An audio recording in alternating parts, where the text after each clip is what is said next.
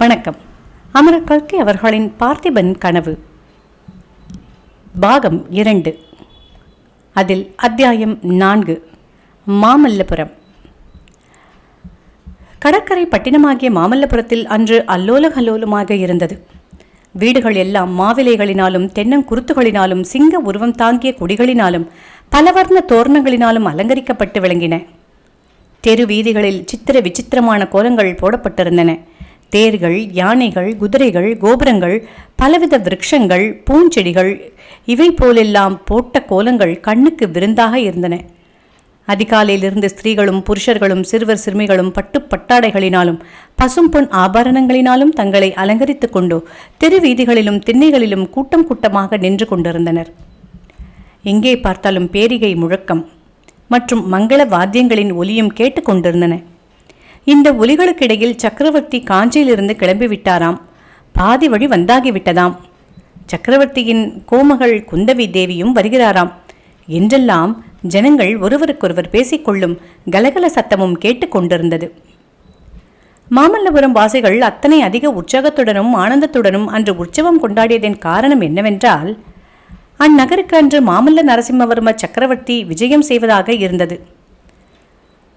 சக்கரவர்த்தி விஜயம் செய்து 7-8 வருஷங்களுக்கு முன்னால் நின்று போன சிற்பப் பணியை மறுபடியும் ஆரம்பித்து வைப்பார் என்றும் அறிவிக்கப்பட்டிருந்தது. சக்கரவர்த்தியுடன் கூட அவருடைய செல்வகுமாரி குந்தவி தேவியும் வரப்போவதாக தெரிந்திருந்தபடியால் மாமல்லபுர வாசிகள் எல்லையற்ற குதூகலத்துடனும் அந்த நாளை திருநாளாக கொண்டாடினார்கள். அந்த காலத்தில் காஞ்சி நரசிம்மவர்ம சக்கரவர்த்தியின் புகழ் என் திசையிலும் பரவியிருந்தது. பாரத நாடெங்கும் அவருடைய கீர்த்தி வியாபித்திருந்ததோடு கடல் கடந்து வெளிநாடுகளுக்கும் சென்றிருந்தது. தெற்கே காவிரி ஆற்றங்கரையிலிருந்து வடக்கே கிருஷ்ணா நதிக்கரை வரையில் பல்லவர்களின் சிங்கக்கொடி கம்பீரமாக பறந்தது. அந்த பிரதேசத்தில் உள்ள ஜனங்கள் எல்லோரும் நரசிம்மவர்மரிடம் அளவில்லாத பக்தி கொண்டிருந்தார்கள். அறிவிலும் வீரத்திலும் தயாள குணத்திலும் நடுக்கண்ட நீதி வழங்குவதிலும் குடிகளின் நலங்களை கண்ணும் கருத்துமாய் பாதுகாப்பதிலும் சிற்பம், சித்திரம், சங்கீதம் முதலிய கலைகளை வளர்ப்பதிலும் நரசிம்மவர்மர் மிகச்சிறந்து விளங்கியது பற்றி அவருடைய பிரஜைகள் மிக்க பெருமை கொண்டிருந்தார்கள்.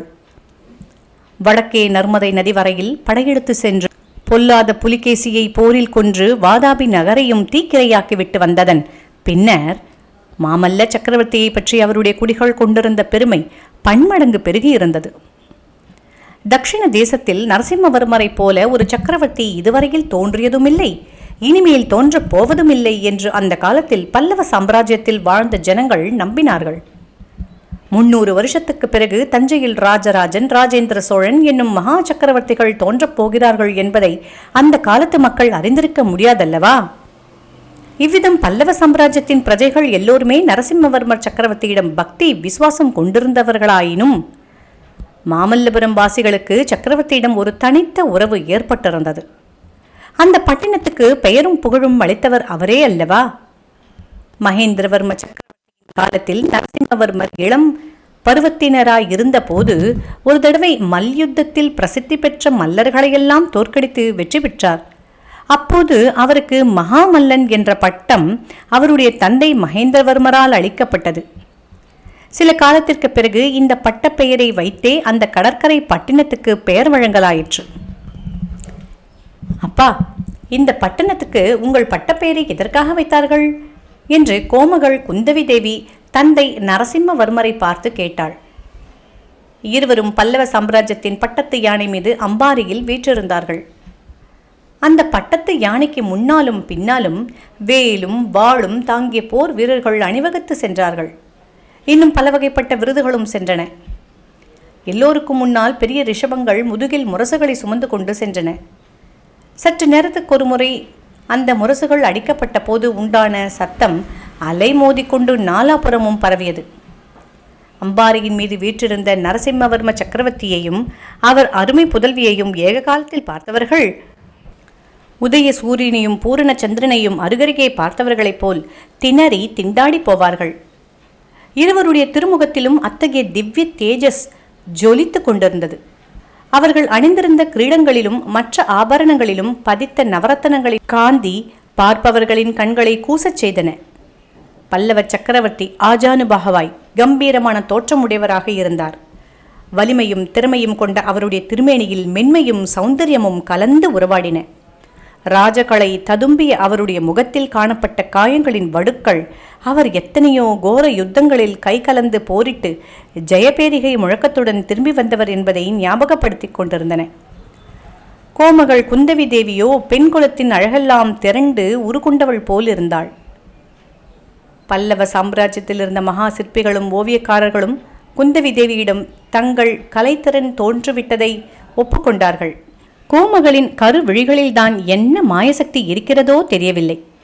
தேவி தமது அஞ்சனம் தீட்டிய கண்களை அகல விரித்து எங்களை பார்த்தவுடனேயே நாங்கள் உணர்விழந்து மேமறந்து போய்விடுகிறோம். அப்புறம் சிற்பம் அமைப்பதெங்கே, சித்திரம் வரைவதெங்கே என்றார்கள். எங்களையெல்லாம் கர்வபங்கம் செய்வதற்கென்றே பிரம்மன் குந்தவி தேவியை படைத்திருக்க வேண்டும் என்று அவர்கள் சொன்னார்கள். அப்பா, இந்த நகருக்கு தங்கள் பட்டப்பெயரை எதற்காக வைத்தார்கள்? சொல்கிறேன் சொல்கிறேன் என்று ஏமாற்றிக் கொண்டு வருகிறீர்களே, இன்றைக்கு கட்டாயம் சொல்லியாக வேண்டும் என்று மறுபடியும் குந்தவி கேட்டாள். அப்படியானால் இப்போது இந்த யானை மேலிருந்து நாம் இறங்கியாக வேண்டும் என்றார் சக்கரவர்த்தி. இப்படியே நான் தரையில் குதித்து விடட்டுமா என்றாள். நீ சாதாரண மனுஷியாக இருந்தால் குதிக்கலாம் அம்மா, குதித்து காலையும் ஒடித்து கொள்ளலாம். சக்கரவர்த்தியின் மகளாயிருப்பதால் அப்படியெல்லாம் செய்யக்கூடாது என்றார் சக்கரவர்த்தி. எதற்காக அப்பா அப்படி? சக்கரவர்த்தியின் மகளாயிருப்பதால் யானை மேலிருந்து குதித்து காலை ஒடித்துக் கொள்ளக்கூடவா பாத்தியதை இல்லை என்று சிரித்துக்கொண்டே குந்தவி கேட்டாள். ஆமாம் ஆமாம், அப்படி நீ இருந்தால் காஞ்சி சக்கரவர்த்தியின் மகள் குந்தவி யானை மேலிருந்து குதித்தாளாம் என்ற செய்தி உலகமெல்லாம் பரவிவிடும். அப்புறம் அங்க வங்க கலிங்கம் முதலான 56 தேசத்து ராஜகுமாரர்களில் யாரும் உன்னை கல்யாணம் செய்து கொள்ள முன்வரமாட்டார்கள். அப்புறம் உன் கல்யாணத்துக்கு சீதை விஷயத்தில் ஜனகர் செய்தது போல நானும் ஏதாவது தந்திரம் செய்தாக வேண்டும். ஜனகர் தந்திரம் செய்தாரா? என்ன தந்திரம் அப்பா என்று குந்தவி கேட்டாள். அது தெரியாதா உனக்கு? சீதை சிறு பெண்ணாயிருந்த போது ஒரு நாள் வில்லை தெரியாத்தனமாக தூக்கி நிறுத்திவிட்டாள். இதற்காக அவளை 56 தேசத்து ராஜகுமாரர்களும் கல்யாணம் செய்து கொள்ள மறுத்துவிட்டார்கள். கடைசியில் சீதையின் தகப்பனார் என்ன செய்தார் தெரியுமா? விஸ்வாமித்திர ரிஷியை அனுப்பி ராமன் என்ற அசட்டு ராஜகுமாரனை தந்திரமாய் அழைத்து வரப்பண்ணினார். ஒரு பெரிய வில்லை நடுவில் முறிந்தது தெரியாதபடி தந்திரமாய் பெட்டிக்குள் வைத்திருந்தார். ராமன் அந்த வில்லை விளையாட்டாக எடுத்ததும் வில் முறிந்து 2 துண்டாக விழுந்துவிட்டது. உடனே ஜனகர், ஐயோ, எங்கள் குல சம்பத்தாகிய வில்லை ஒடித்து விட்டாயே, ஒன்று ஒடிந்த வில்லை சேர்த்து கொடு, இல்லாவிட்டால் என் மகள் சீதையை கல்யாணம் பண்ணிக்கொள் என்றார். ராமன் வேறு வழியில்லாமல் சீதையை கல்யாணம் செய்து கொள்ள வேண்டியதாயிற்று.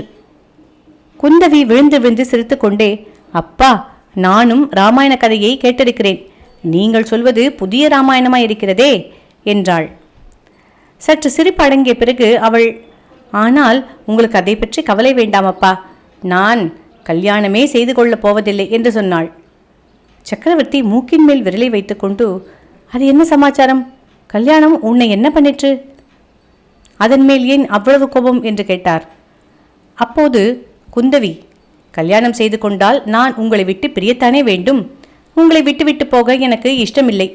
உங்களுடனேயே நான் எப்போதும் இருப்பேன் என்றாள். அப்படியா சமாச்சாரம் குந்தவி? இன்னொரு தடவை சொல்லு என்றார் சக்கரவர்த்தி. அதெல்லாம் ஒரு தடவைக்கு மேல் சொல்ல மாட்டேனப்பா.